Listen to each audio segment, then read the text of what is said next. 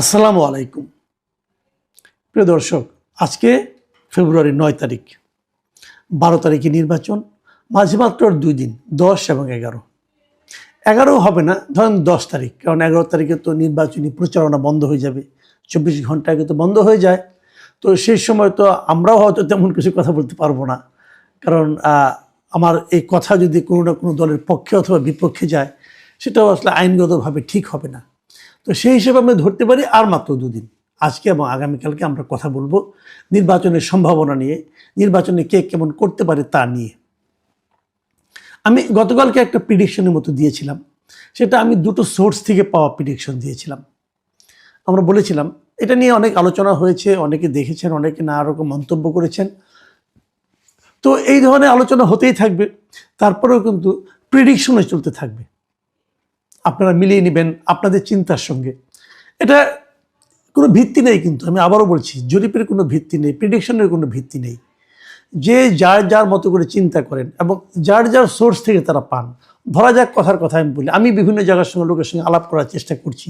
আমি এটা ফাইনাল প্রেডিকশনটা আগামীকালকে দেব, যে আমি নিজে কি মনে করি, যে মনে করার পেছনে আমি একটা দায়িত্ব নেব, যে এই দায়িত্বটা আমি দায়িত্ব নিয়ে মনে করছি।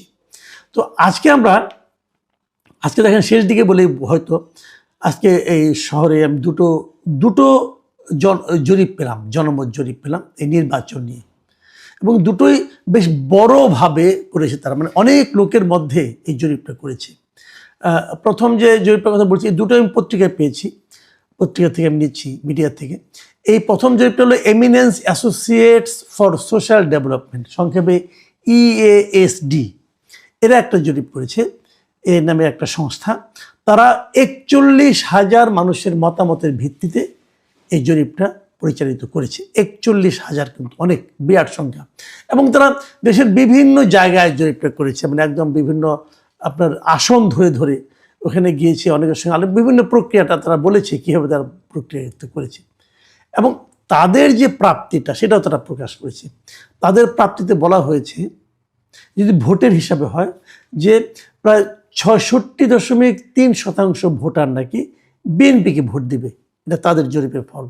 আর এর বিপরীতে মাত্র ১১.৯% মানুষ ভোট দিবে জামাত ইসলামকে, এনসিপি ১.৭%, জাতীয় পার্টি ৪%। ওগুলি উল্লেখযোগ্য নয় আসলে। তাহলে কোথায় ৬৬.৩% আর কোথায় ১১.৯? ধরেন ১১ তো ১২ই ধরেন আপনি, কোথায় ৬৬ আর কোথায় ১২, কোনো তুলনা হয়, কোনো প্রতিদ্বন্দ্বিতা হয়, এরকম তাদের জরিপের ফল তারা পেয়েছে। এবং তারা নিশ্চয়ই দাবি করতে পারে, আমরা ধরেন ৪১,০০০ মানুষের মতামত নিয়েছি, এটা অনেকটা গ্রহণযোগ্য হতে পারে, এরকম তারা দাবি করতে পারে। এবং তারা এই ভোটের তো পার্থক্য এবং এর বিপরীতে যারা আসন সংখ্যা যখন ধরেছে, সেখানেও তারা বিশাল পার্থক্য দেখিয়েছে। তাদের বিবেচনায় বিএনপি জোট পাবে ২০৮টা আসন এবং জামায়াত জোট পেতে পারে ৪৬টি আসন। অনেক পার্থক্য, কিন্তু আমি গতকাল যেটা বলেছিলাম তার চেয়ে অনেক বেশি পার্থক্য এটা। আচ্ছা, আমরা আরেকটা আমার জরিপটা নিয়ে পরে কথা বলি, আরেকটা জরিপ নিয়ে কথা বলি এখন। এই জরিপটা করেছেন International Institute of Law and Diplomacy, মানে IILD নামে একটা প্রতিষ্ঠান। এরাও অনেক লোকের উপর করেছেন, এবং এদেরটা আমার তো মনে হয় যে আগে যেটা আমরা বললাম EASD, তাদের চেয়েও বেশি সংখ্যক। EASD করেছিল ৪১,৫০০ মানুষের মতামত নিয়ে, আর ওরা যেটা নতুন যেটা বললাম আমি, যে IILD, এরা জরিপ করেছে ৬৩,১১৫ জন ভোটারের উপর। ৬৩,১১৫ জন, মানে বিশাল ব্যাপার স্যাপার কিন্তু। এবং তারা গত ২১শে জানুয়ারি থেকে ৫ই ফেব্রুয়ারি, মানে এই ১৬ দিনের তারা এই জরিপটা পরিচালনা করেছে। ৩০০টা সংসদীয় আসনেই তারা জরিপ চালিয়েছে, বিভিন্ন ইউনিয়ন ভাগ করে। এবং এখানে ফলাফল যেটা আছে, সেখানে কিন্তু তারা দেখিয়েছে যে একদম মানে নেক টু নেক ফাইট হবে। এরা ভোটের একটা হিসাব দিয়েছে।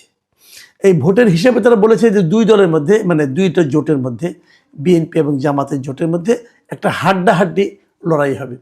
বিএনপি জোট পেতে পারে ৪৪.১% ভোট, আর অন্যদিকে জামায়াতে ইসলামের নেতৃত্বে জোট যেটা আছে, তারা পেতে পারে ৪৩.৯% ভোট। এই তারা পেতে পারে বলে এদের ধারণা। এটা খুব ইন্টারেস্টিং বলে আমার কাছে মনে হয়েছে, যে তারা আগেরটাতে কোথায় আপনার 12% ভোট পাবে, বিএনপি পাবে 66.3%, আর জামাত পাবে মাত্র 12%। মানে বিশাল পার্থক্য ছিল। কিন্তু এখানে কিন্তু তা দেখানো হয় নাই। এরা বলছে পার্থক্যটা মানে 1% মতো, 44.1%, আর এদিকে 43.9%। মানে ধরতে গেলে 0.2% কম জামাতের। কিন্তু এদের আবার আরেকটা জিনিস ইন্টারেস্টিং আছে, যে আসন বললাম যে আসন সংখ্যা তারা কিন্তু ওরকম স্পষ্ট করে বলেনি, কিন্তু তারা যে জিনিসটা বলেছে, যে কালকে আপনাদের মনে আছে আমি বলেছিলাম যে কতগুলি আসনে বিএনপি জিতবে শিওর সহজে, এবং কতগুলি আসনে জামাত জিততে পারে বলে আমি যে জরিপটা উল্লেখ করেছিলাম, এরা ওই ফর্মুলাই করেছে। এরা বলার চেষ্টা করেছে যে নিশ্চিতভাবে জামাতের জয়ের সংখ্যা হলো 105টা আসনে, মানে 105টা আসনে জামাতের জয়ে তাদের মধ্যে কোনো সন্দেহ নাই। বিপরীত দিকে বিএনপি নিশ্চিতভাবে জয় পাবে 101টা আসনে, মানে নিশ্চিত জয়ের আশায় সংখ্যায় কিন্তু জামাত বিএনপি থেকে জামাত এগিয়ে আছে বিএনপির 4টা আসনে। আর দুই পক্ষের মধ্যে হাড্ডাহাড্ডি লড়াই হবে 75টা আসনে। খেয়াল করুন, তাহলে কিন্তু হাড্ডাহাড্ডি লড়াই পাওয়া গেল 75টা আসনে, আর 19টা আসনে স্বতন্ত্র প্রার্থীরা হয়তো জয়লাভ করবে। একদম তারা হিসাব মিলিয়ে দিয়েছে। তো যদি এই জরিপটাকে আমি ধরি, তাহলে কিন্তু জামাতের জয়ের একটা সম্ভাবনা আমি দেখতে পাচ্ছি এখানে।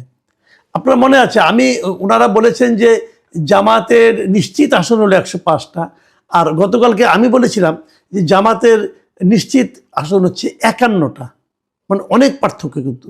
আর গতকালকে আমি বলেছিলাম আমি যে জরিপটা দিয়েছিলাম একটা পত্রিকার রেফারেন্স, নিশ্চয়ই মনে আছে আপনাদের, সেই রেফারেন্সে ওরা বলেছিল যে বিএনপি নিশ্চিত জিতবে 88টায়, আর এদের জরিপে দেখা যাচ্ছে বিএনপি নিশ্চিত জিতবে 101টা আসনে। আর হাড্ডাহাড্ডি লড়াই আমি বলেছিলাম 132টা আসনে, আর এরা হাড্ডাহাড্ডি লড়াই করাচ্ছে 75টা আসনে। তো দেখেন, আমি 3টা জরিপের কথা বললাম, আপনি যদি 3টাই বিশ্বাস করতে চান তাহলে তো আপনার মাথা খারাপ হয়ে যাবে। আমি গতকালকে 2টো জরিপ দিয়েছিলাম, একটা আমি বাদ রাখছি। আমি আর একটা পত্রিকার একটা হিসাব দিয়েছিলাম, ওটা আমি বললাম শেষে।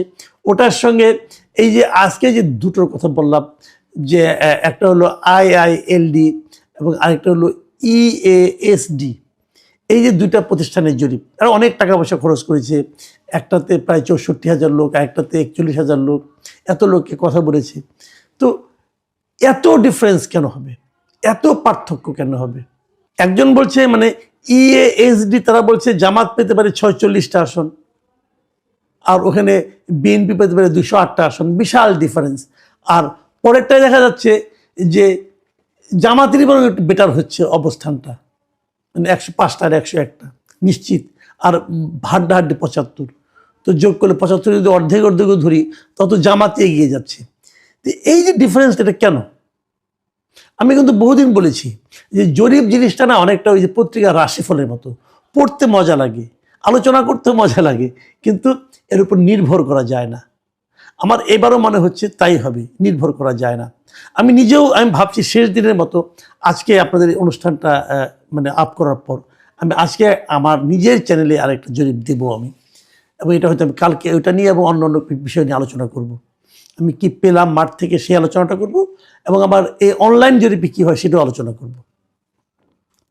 তো এই যে জরিপের এত পার্থক্যটা হচ্ছে, এখন এখানে কিন্তু অনেকে ভাবতে পারেন যে কোন প্ল্যাটফর্মে হচ্ছে এটা ইম্পর্টেন্ট, অথবা কারা করছে এটা ইম্পর্টেন্ট, কারোর দ্বারা প্রভাবিত হয়ে করছে কিনা এটাও একটা জরুরি ব্যাপার।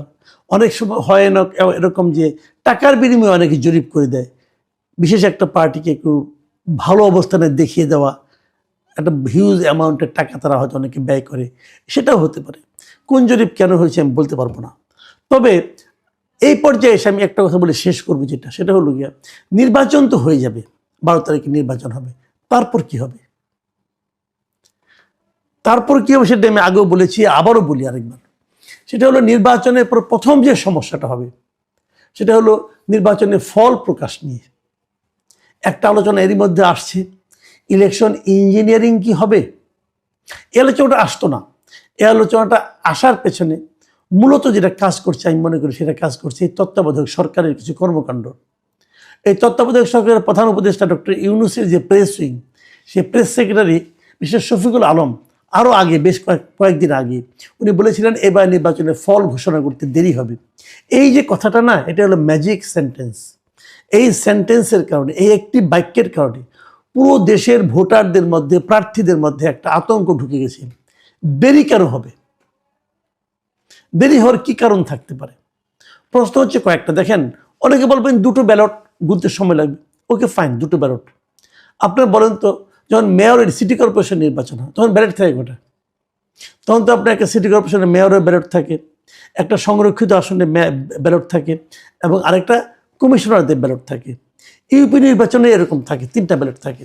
তো 3টা ব্যালট যদি এক রাতের মধ্যে, এক বেলার মধ্যে শেষ করা যায় গুনে, তাহলে দুটো ব্যালট গুনে শেষ করা যাবে না কেন? প্রত্যেকটা কেন্দ্রে প্রিজাইডিং অফিসার, পোলিং অফিসার এর সংখ্যা তো সমান, তাহলে এটা যাবে না কেন?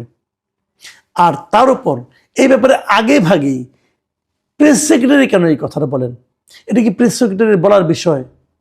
নির্বাচনে ভোট গণনা আগে হবে না পরে হবে, দেরি হবে না হবে, তাড়াতাড়ি হবে, রাতে হবে না সকালে হবে, এই বিষয়গুলো তো প্রকাশ করবেন নির্বাচন কমিশন, সরকার তো না।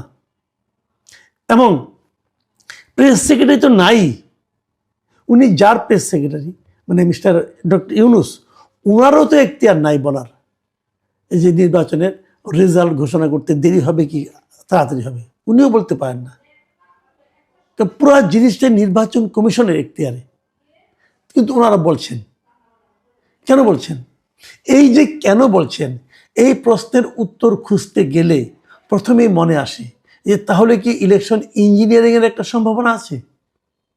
ইলেকশন ইঞ্জিনিয়ারিং জিনিসটা কি, আমি সহজভাবে বলি, আমি তো বোঝানোর দরকার নাই, আমি সহজভাবে বলি। সেটা হলো, আপনি ভোট দিয়ে আসলেন, কিন্তু যা ভোট দিলেন, যে ভোটটা হলো, সেই ভোটটাই ফল হিসাবে কি প্রকাশিত হবে, নাকি কেউ মাঝখানে অন্য কিছু প্রকাশ করে দেবে?